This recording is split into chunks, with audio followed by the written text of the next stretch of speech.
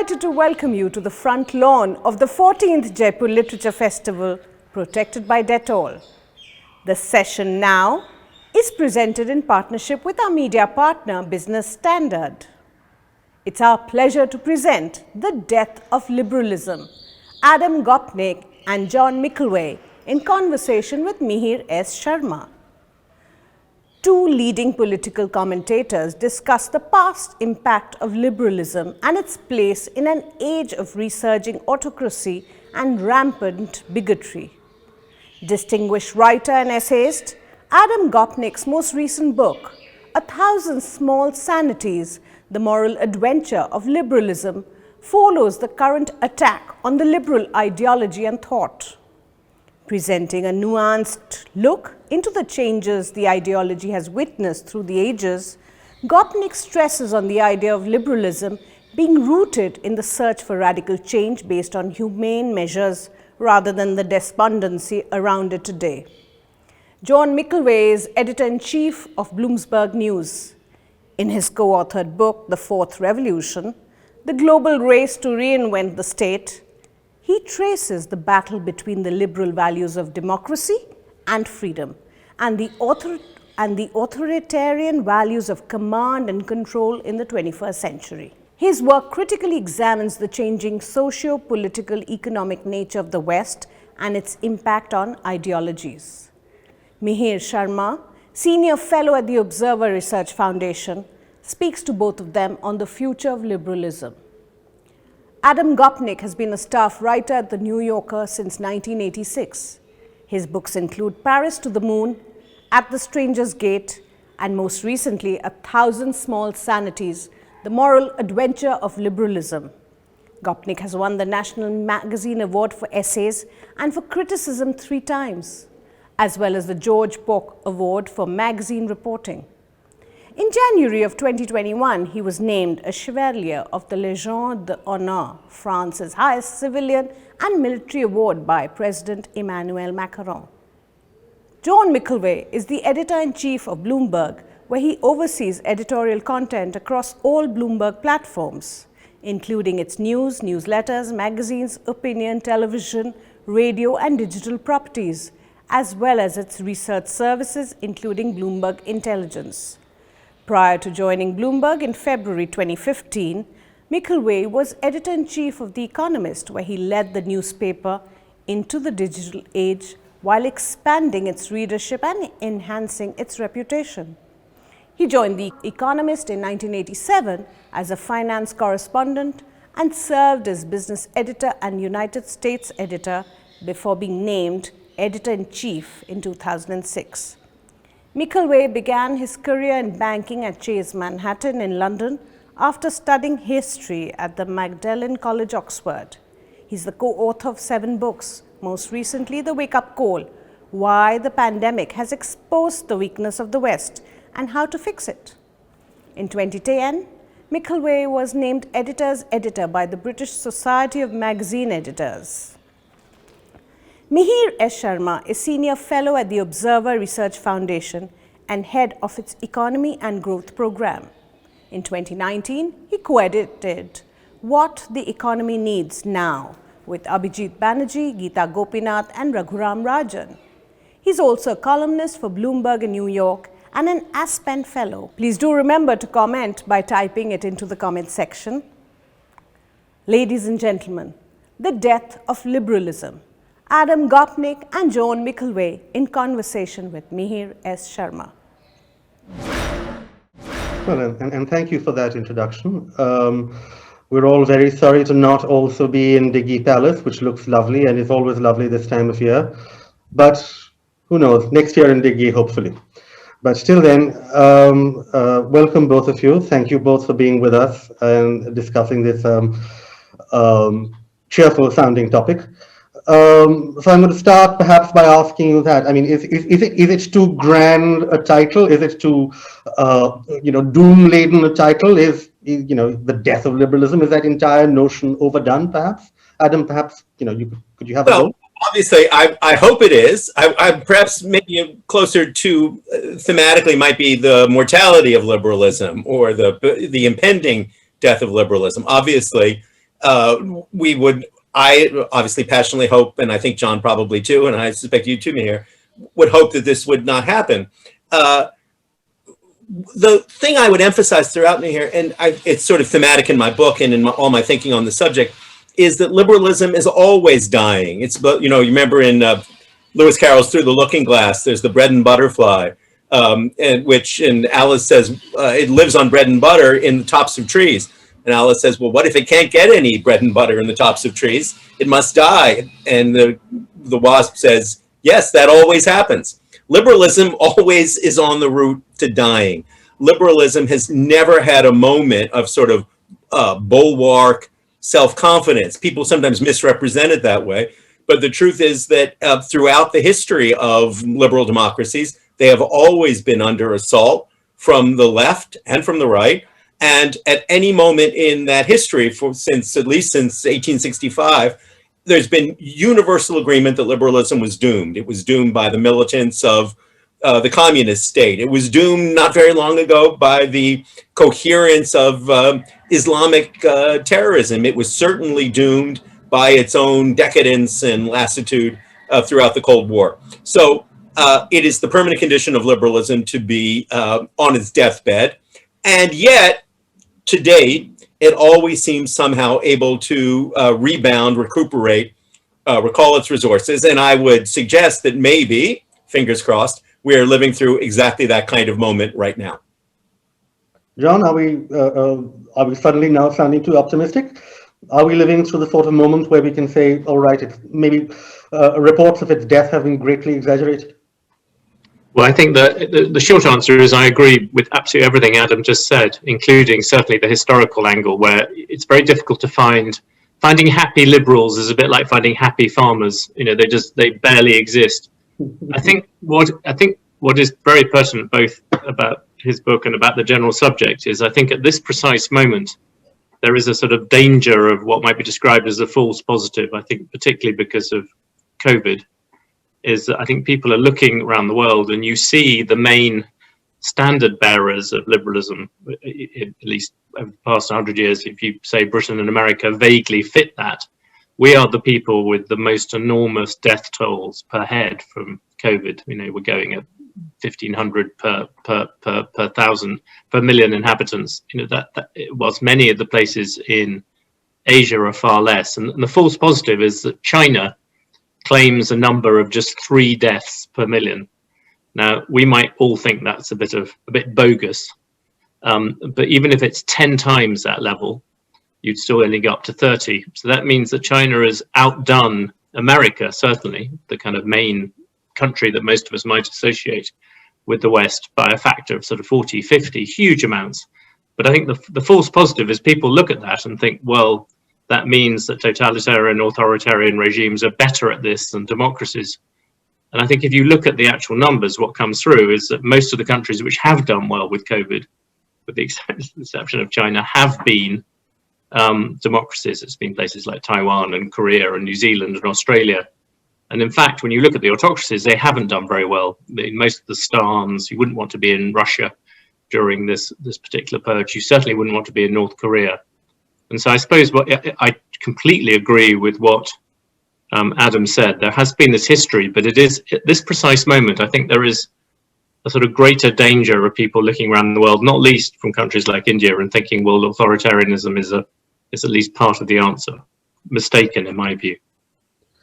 Well, John, if I may follow up there, there's a sort of larger question here about the notion, perhaps, that at moments of crisis, whether it was the pandemic last year or the financial crisis of 2008, those countries that had more effective states were able to take care of their citizens better, were able to cushion them from those crises better. That is a claim that is made. And the automatic link that unfortunately we make is that, if you're talking about effective states, you have to be therefore talking about authoritarian states. But that's not accurate, is it? No, not remotely. I think you look at the statistics I just said, is that most of the countries which have done really well, with the exception of China, have been from that school. And I tend to think that actually most of the things that the countries that have done well out of COVID are less to do with the sort of nature of their government. They're just doing things efficiently. Now, if you want an easy example of that, you could look at Seoul, New York, and London. They're all roughly about the same size. And I will double check the numbers, but I think New York is up around 30,000 deaths. London is around 10,000. And Seoul is around a couple of hundred. And you can read lots of things into that, but Seoul is a wild place with some of the world's biggest nightclubs. It's the home of K-pop. It presented Parasite. This is a chaotic, very democratic place. So the basic things are just about whether you could do test and trace and so on. And you can look and see what's happened with vaccines. But it is possible for democracies to get their act together in these things and do things well. And from my perspective, from my book, The Wake Up Calls perspective, it is about taking government seriously, which for liberals, just to try and unite the two things, is quite difficult, because I think part of the starting point of liberal is a sort of distrust of authority, distrust of power. I think really that could be corporate power, that could be governmental power, and it always means that liberals have a slightly not ambivalent, but sort of difficult relationship with the state. Although the state can often be the thing that produces the things that liberals want. And I would also add, following on from what Adam said, is liberalism not only is always sort of something that is always thinking it's losing, it's also always changing shape. At different times, liberalism has meant different things, which I know he talks about a lot. So Adam, let me take it back to you then. There's this question of distrust, and if I were to unpack it, I'd say, well, yes, I think skepticism is at the bottom of how liberalism operates in actual practice. There's no reason technically why that should translate into distrust, but in many cases it does. And why do you think that there is so much within liberal states, there is so much distrust of the concept, of the basic foundational values of those states, that the trust has somehow been lost over the past few decades, perhaps? Yeah, absolutely. Let me just add on the question of the pandemic, because it's obviously the most pressing question we have. One of the things that fascinates me, and I've tried to study in my own amateur way, is what's the correlation? I'm sure John will know these facts far better than I do. Correlation between social capital, social trust, and efficiency in fighting the pandemic. Back 6 months ago, I remember when I looked at it, particularly in the context of my native country of Canada versus the United States, it looked like a very good moralizing lesson. Canada has high levels of social trust and had been doing rather well with the pandemic. The United States, lower levels, doing rather more poorly. My impression, not impression, but my observation from reading what I can read, is that those things have tended to converge in the second wave, particularly. Certainly Montreal and Toronto, two greatest Canadian metropolises, are shut down tighter than New York right now. So my general sense is that those things have, however unfortunate that is, tended to converge, but I could be mistaken. I have 5 sisters who are all academic. I'm the only non-tenured Gopnik. We call that a Jewish dropout in my family. And one of them is a professor in Australia, professor of archaeology in Melbourne. And there they've done a spectacular job. And it's exactly because they have such high social capital. You tell Australians you have to stay locked down for 2 weeks. Really, you can't go outside, but in 2 weeks you'll be free to go to the beach. And they say, okay, and they've made it work. It's been a spectacular example of the power of non-coercive social. I mean, it's coercive in the sense that the state decrees it, but it wouldn't work if there wasn't broad consent. Let me take up your question here about trust and how it works. One of the strange things that happens in liberal societies of all natures and kinds is that we come to take for granted exactly the things that liberalism uniquely provides, the things that the liberal state uniquely provides, and tend to deprecate and agonize over the things that it doesn't provide as successfully. So one of the things that's very striking about the left-wing critique of liberalism, from its origins in Karl Marx in the 1840s and then more loudly in the 1860s, right up to my friends in the Sanderista movement of the present day is that they simply take for granted things like the right of free speech, the access to open debate, as kind of baseline things that never have to be defended, never have to be protected, that aren't in themselves fragile. Those are the self-evident things, and you could have a revolution in America tomorrow, our revolution, as Bernie Sanders would call it, and none of those things, none of those essential rights which gives radical politics a platform appropriately and correctly, none of those things would be threatened. History shows that's not true, and yet we have a certain kind of amnesia about the how easy and how fragile those simple liberal institutions are. So I think that built into the successes of liberalism are its perils, the things that liberalism does uniquely well, securing rights for countless people, things that are astounding in the context, in any larger perspective of history. Take rights for sexual minorities. We can be agonized over the potential peril of trans people right now. But the overwhelming fact from any kind of reasonable historical perspective is that liberal states are the only ones in the broad, miserable perspective of human history to go out to guarantee civil rights for sexual minorities. That's not something that's not only is not commonplace, it's unprecedented. We have histories of tolerance, of implicit, tacit tolerance of sexual minorities throughout history, but never declared tolerance for it. I give that as one more example of something where we immediately take for granted the accomplishment and then immediately start to agonize over the limitations of that accomplishment. So again, I'm here to recapitulate my returning point. Very often what we see as the diseases of liberalism are simply the ailments of affluence, things that are actually going rather well, but imperfectly. Well, I don't disagree with you at all, actually. I think that sometimes somebody asked me a few years ago at the height of the populism panic, when everyone was convinced that liberalism was going to be dead in about 3 months, what do you think is happening here? And I answered a little flippantly, but I think that, in retrospect, maybe I was not completely wrong, that people are bored.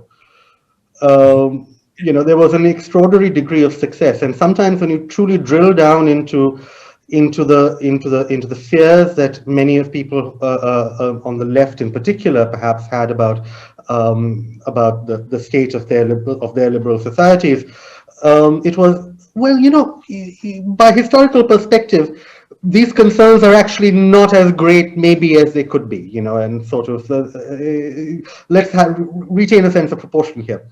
And I think that that's what you're calling for. But okay. Can I just come in on that? Just one thing. It did strike me that there is things to do with liberalism. It's always sort of struck me that it is partly, as both of you are saying, it is partly this sort of almost complacency of not realizing how great things have been, and that's certainly true of many bits in terms of kind of human progress.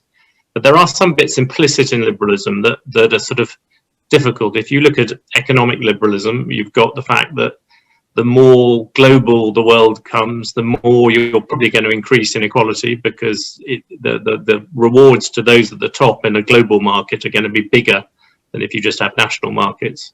If you have the sort of liberalism that believes, and these are all things I believe in, if you have the liberalism that doesn't, tends to think that people should be able to migrate much more easily and move more freely around the world, that degree of individual freedom, well, that runs quite quickly into sort of nationalistic impulses and things. And so there are sort of elements where liberalism does, and also I expect if some people listening to this call would say, well, liberalism is great for the three of you who are all, at least in your two cases, clever and smart and well paid under this environment, but it's less good for people who aren't. So there is an element where, especially at the moment, I think bits of liberalism feel more exposed than they have before. It's a mix.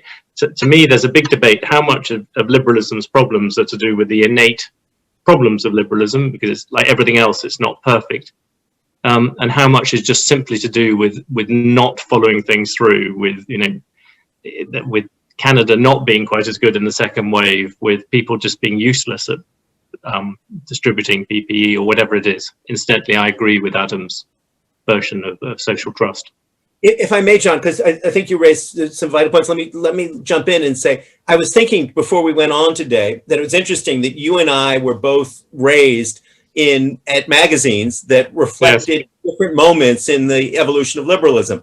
The Economist is one of the great institutions of 19th century economic liberalism, when it was a powerfully liberating force. I've worked my whole adult life at the New Yorker, which is an institution of a kind of humane liberalism or literary social liberalism, much more concerned with peace movements and rights for all than with economic freedom. And one of the great questions that the 21st century will, I don't know, nothing gets resolved, but will certainly dramatize, is what's the real relationship between economic liberalism, free market liberalism, that the Economist has been the greatest voice for in the English-speaking world over the past 200 years, and civil liberalism, the liberalism of human rights, free speech, broad tolerance, and pluralism, and so on. That, it seems to me, is maybe the single most urgent question of the coming 50 years. It's a question that's obviously, every time I know nothing about China except what I read in The Economist and Bloomberg and so on. But what I know suggests that experiment, that social experiment, is going on every day. How much economic free market liberalism can you have without actually having liberalism in our political and social sense? It's obviously something that India deals with every day, as do we. But I think that question at kind of at the foundational level of liberal thought, the question of how economic liberalism and social liberalism entangle and how much each depends on the other is a huge one. And the other thing I'd say is, I don't mean for a moment to sound complacent about liberal triumphs. I want to put them in the historical perspective, as Mihir was saying, where yes, sometimes people just get bored with liberty and with toleration, but there's no question that the classic right-wing critique of liberalism, which says liberalism destroys community, liberalism takes coherent clan and religious order and fragments it, atomizes it. This is not a trivial critique. I went out to make it particular to the University of Akron just before the pandemic to give a talk. And Akron, Ohio, is a town that once was a thriving metropolis with all of the appurtenances of a metropolis, nightclubs and trains and department stores. And now, by all of the things we hear about all the time, deindustrialization and the rest, it's been leveled as a social center. It's been leveled as a city. That's true. We can't look past that, right? And not surprisingly, that is a hotbed, is still, I'm sure, of Trumpism. So I don't mean for a second to minimize or trivialize the scale of the challenge that comes about, I think, more from the right-wing challenge, from the reality that liberalism has historically been a leveler of community and common ties. I don't think that that's a trivial critique at all. John, you want to sort of, I agree. In your book about the state, you'd mentioned, which people perhaps don't appreciate about economists, that economists tend to be a lot more worried that the link between economic liberalism and political liberalism is not automatic than people give them credit for. And there is a sense, therefore, that maybe economists were a little less surprised that when some theories were put into action, whether it be globalization, freer trade, and so on and so forth, it led to political upsurges of the sort that we've seen over the past 15 years. I think that's been quite nice to economists. I think some of them tended, possibly including me at different times, although I should rapidly add I'm not an economist. I think some of them were celebrating it rather too much before they realized the full consequences. I think Adam's right. There's always been this kind of conflict within liberalism. You can see it in people.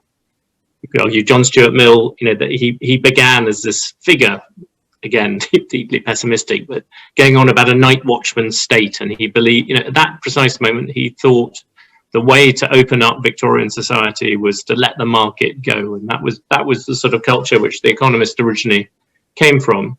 But as his life went on, he got more and more worried about what the effects of that were, and the need to intervene to look after people, because he thought, how is somebody free who hasn't been educated, and so on and so on. And I think you've always had this tension between the sort of, as Adam said, the free market liberalism and the social liberalism, and the two advance together. You could argue that classical liberalism, which possibly would try to combine both, is sort of split in America. You have the Republicans, who at least prior to Donald Trump tended to be free market, and you had the Democrats, who tended to be socially liberal. So certainly at The Economist and other people quite sensibly now run that institution. But there was a very obvious point from The Economist where, as liberals, we found ourselves sort of backing the Democrats on all kinds of social issues, from abortion all the way through to other things like that. But on the other side, having some sympathy with the sort of Reaganomics thing during that phase. And even very quickly on liberals, you could argue that you had John Stuart Mill went through that. You then had liberals turning quite heavily at the beginning of the 20th century towards, I suppose, a bigger idea of the state. You then had Roosevelt coming in to redefine it in America. But then actually, strangely, you had some people pulling back, people like Friedman and Hayek.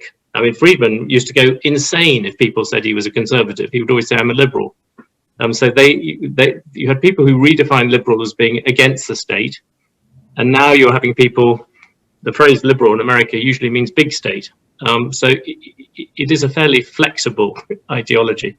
But partly, really, I think for the reason that Adam says, there is a kind of tension between these two different sorts. I never thought of the New Yorker and the Economist representing it. And I'm sure Remnick will be at me, but there is that there. I think it's true. Yes, so you call David. David will resent being called the Citadel of social liberalism. That's my version of it. Just quickly, because it's both true in terms of origins, but also very relevant, I think, to today. My favorite example of that, of what you're talking about, John, is in Adam Smith himself, right? Yes, most totally. Americans got the Adam Smith of the Wall Street Journal editorial page, right? Which is nothing but free markets and Adam Smith ties and so on too. And in fact, the fascinating thing about Adam Smith is he wrote the theory of moral sentiments. He wrote on the Wealth of Nations, and the core idea in Adam Smith is you have to have what we would now call social trust. You have to have civic capital before you can have successful free markets. And boy, is that an idea that's been revalidated by the history of the last 30 or 40 years. If you don't have powerful institutions of social trust, as in Russia, and you have free markets, you end up with kleptocracy. It's almost like an Adam Smith formula. And this is where I think it's not just abstract or historical speculation. It's obviously the task of liberalism now is to rebuild civic institutions, to rebuild liberal institutions, to reconstruct social capital. Because if we don't have those things, everything else, social liberalism, economic liberalism, can't survive. And to be super specific about it, my own sense of it is the single most important element of that is education. And the single greatest plague, and certainly in the United States, is the degradation of public education over the last 20 or 30 years, or even longer than that, too. My father was the son of immigrants who hardly spoke English. He got a fantastic public school education in Philadelphia, Pennsylvania, and went on to become a professor of English literature.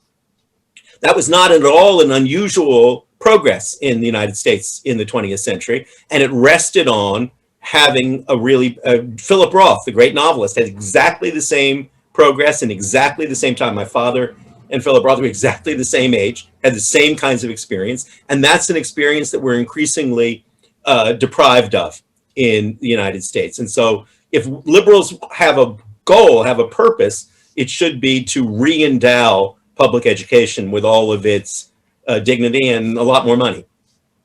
It's quite interesting that, because I totally agree with that. I would add that I would probably have a go at the teachers' unions as well, who I regard as sort of illiberal in that respect.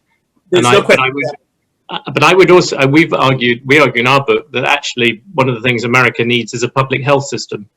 Yes. Because for several reasons, not least the fact that it's cheaper. But I do think it would, America spends more money per head on public healthcare than Sweden does, socialist Sweden, quote unquote. So by any measures, Americans are getting a bad thing. And not only do we think that it's sort of morally wrong to have these to people not to have universal healthcare, it also makes sense.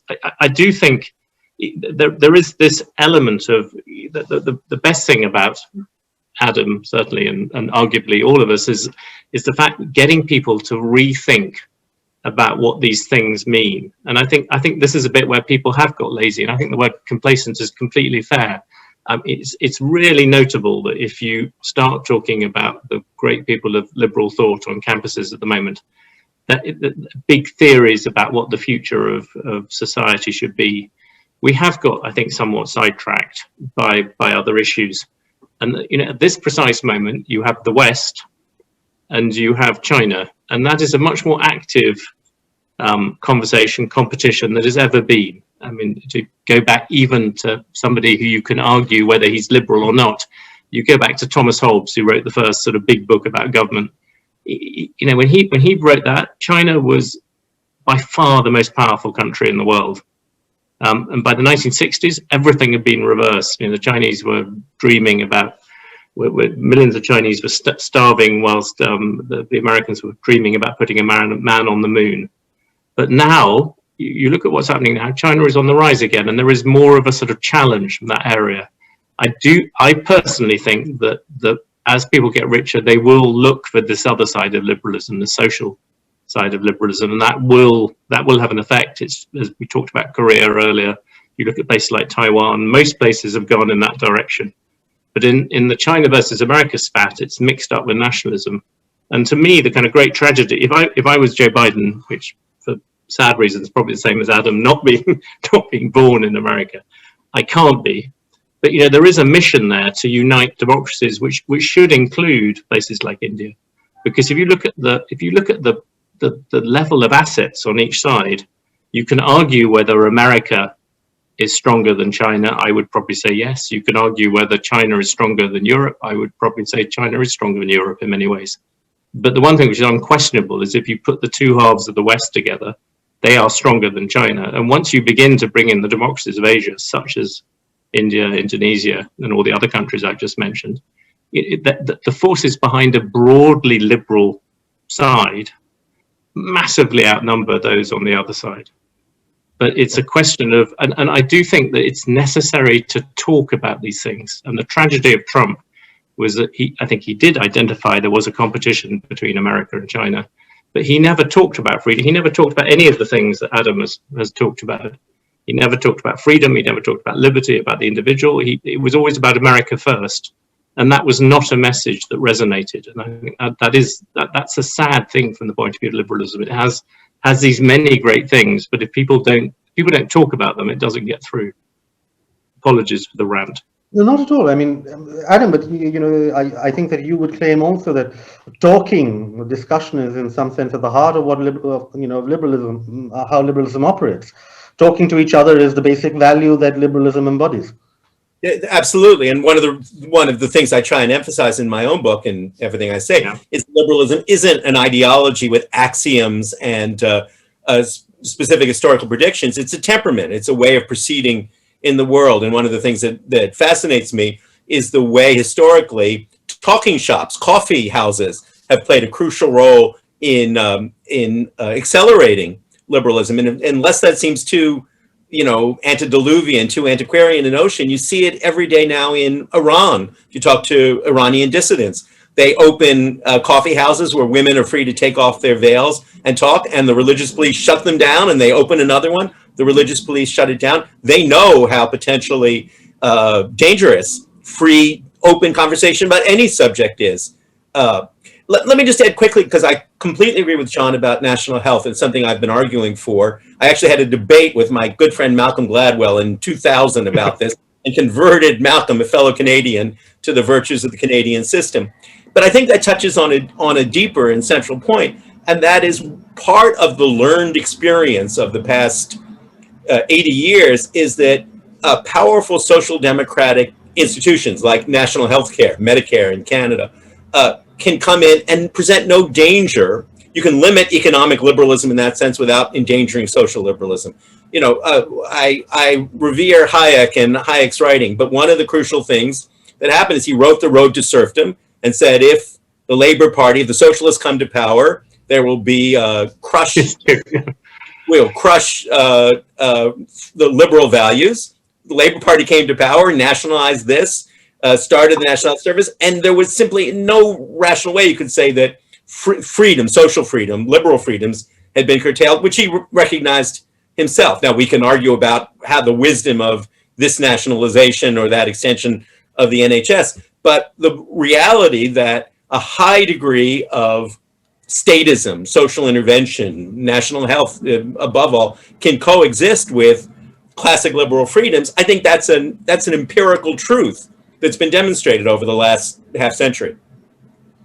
I think it's quite an interesting opportunity now, which is that this sort of nationalism gives an opportunity to do these things. Is that I think when you look back at things like the NHS, or you look back to the original social reforms of the early 20th century, what's interesting about that is it was partly pushed by liberal thinkers, but also conservatives. Even people like Winston Churchill came out and backed them because they thought this was the way of dealing with Germany, because Germany was on the resurgence. I think if you're looking for a way to spread liberal messages, I think the kind of competition, especially with China being the obvious competitor, is a way to say to people, yes, you need a national health service. These are part of what you require if you're going to make yourself competitive. So there might be a way in which liberalism makes a sort of temporary friend of nationalism, which it has done in the past. I think it's fair to say. Exactly, John. But that was often the logic of the Cold War. When John Kennedy was coming out in favor of civil rights, one of the most powerful arguments he could make is we leave ourselves vulnerable to the assault of the Soviet Union about our flaws if we don't increase that. I just throw, I don't hear it said very often. I know nothing about China as such, but I do read European history. And one of the striking things is, I think your analogy, John, of China and the United States to Germany and Britain at the turn of the last century seems sound to me. And one of the lessons surely learned there is that you can't suppress an emerging power. Britain tried to contain Germany in 1914, and then again in a different way in 1939. And at the end of the 20th century, Germany was, again, the most powerful country in Europe. You can manage and coexist with a country that's obviously on the rise in that way, but the attempt to outcompete it in the sense of limiting it or defeating it in any sense seems to me historical folly. Well, yeah, I think that maybe I'm still being too optimistic here, and the events of the past 20 years have overtaken me. But I've always thought that the great hope here is not to outcompete China going forward, but to convert it. And the notion, what I do fear, the position that I fear that we are in right now, is that Chinese nationalism has become, unfortunately, an enemy of liberalism when it did not need to be. In the sweep of the history of the past 100 years, there's no reason to suppose that that was necessary. But it has apparently, at least for now, and maybe for our lifetimes, become the case, and it's something that I think that we will have to deal with going forward. If there was a correctly named kind of President Gopnik, which combined Adam and my thoughts and put this through, the answer is you would be trying to convert China effectively, because I think the best way in which to persuade people to do things, this goes back to what Adam was saying about Kennedy, is to let people look at your society and think it is manifestly superior. What's so difficult about COVID at the moment with China and America is that it's very difficult to argue that you were safe, by most measures, you were safer, by the official measures, by an unimaginable amount. Even if you get rid of the Chinese habit of not being accurate with statistics, you're still talking about 40, 50 times more. In normal business, if someone is 10% better than you, you run the risk of going out of business. If somebody's 40 times better than you, it's a sort of ludicrous gap. And I think that's why what's just happened, I think, is a sort of message to liberal democracies. You can handle parts of you can do this stuff, but for God's sake, you have to start reforming the state, and that I think is where there is a kind of challenge for liberals, and they have to look at hard issues about how you spend money, where you do it, but especially about trying to make it better. If you were looking at television screens and you saw people in New York, the richest place on the planet, you saw sort of people in Hamzat suits burying people and nurses having to put garbage bags instead of medical things because there weren't any things. This is not the way that people want to see America, and I think that's the bit which needs to change. So I think all these things about a fairer society are part of that competition. Well, thank you both. I think we're completely out of time. But thank you both for your views, and thank you both for being here. And as I said at the beginning, so I say at the end, hopefully next year in Jaipur in person.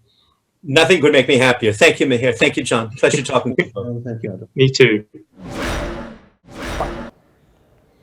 Thank you. Thank you for that fantastic session. It was so interesting. Thank you, Adam, John, and Mihir. We thank our media partners, Business Standard, for supporting this session, and our celebration partner, Diageo. Thank you all for watching and being such a great audience. Please, we hope you all stay encouraged to stay logged on with us and continue to watch all the sessions that have been specially curated for you. As you're aware, the cultural sector has been critically impacted by the pandemic. And while we have braced ourselves to embrace the new normal, we've struggled to ensure that we can continue to bring to you and continue to let the flow of knowledge and ideas flow. We'd love for you to support us at Teamwork Arts. Any contribution is welcome and would help spread knowledge and ideas seamlessly against all odds. Please tweet using hashtag Jaipur Literature Festival 2021 at Jaipur Lit Fest. The festival is protected by Dettol.